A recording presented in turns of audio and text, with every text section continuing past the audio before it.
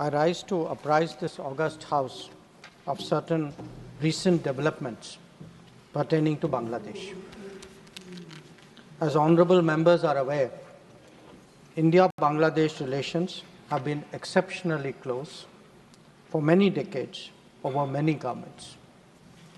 Concern about recent violence and instability there is shared across the political spectrum. Since the election in January 2024, there has been considerable tension, deep divides, and growing polarization in Bangladesh politics. This underlying foundation aggravated a student agitation that started in June this year. There was growing violence, including attacks on public buildings and infrastructure, as well as traffic and rail obstruction. The violence continued through the month of July. Throughout this period, we repeatedly counseled restraint and urged that the situation be diffused through dialogue.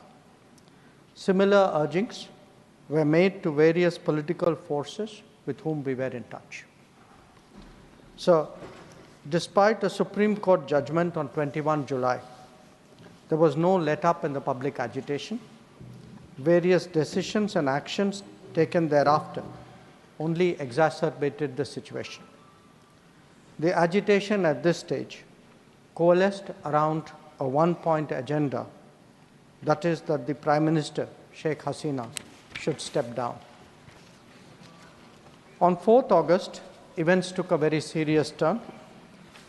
Attacks on the police, including police stations and government installations, intensified even as overall levels of violence greatly escalated. Properties of individuals associated with the regime were torched across the country.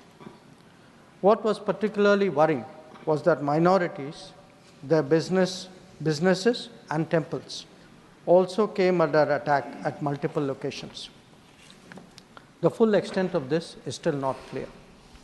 Sir, on 5th August, demonstrators converged in Dhaka despite the curfew. Our understanding is that after a meeting with leaders of the security establishment, Prime Minister Sheikh Hasina apparently made the decision to resign. At very short notice, she requested approval to come for the moment to India. We simultaneously received a request for flight clearance from Bangladesh authorities. She arrived yesterday evening in Delhi. The situation in Bangladesh, sir, is still evolving.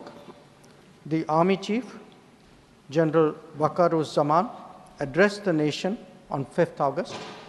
He spoke about assuming responsibility and constituting an interim government. We are in close and continuous touch with the Indian community in Bangladesh through our diplomatic missions.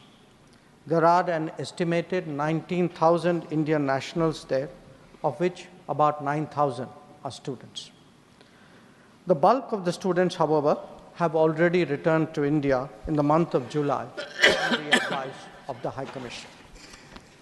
In terms of our diplomatic presence, in addition to the High Commission in Dhaka, we have assistant High Commissions in Chittagong, Rajshahi, Khulna, and Sylhet.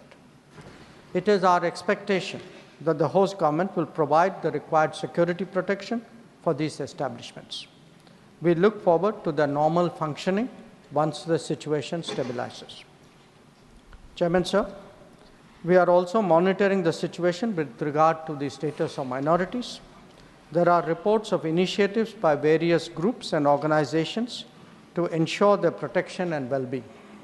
We welcome that, but will naturally remain deeply concerned till law and order is visibly restored.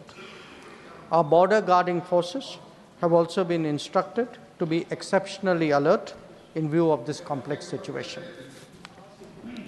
In the last 24 hours, we have also been in regular touch with the authorities in Dhaka. This is the situation as of now. I seek the understanding and support of the House in regard to sensitive issues regarding an important neighbor on which there has always been strong national consensus. Thank you. Debate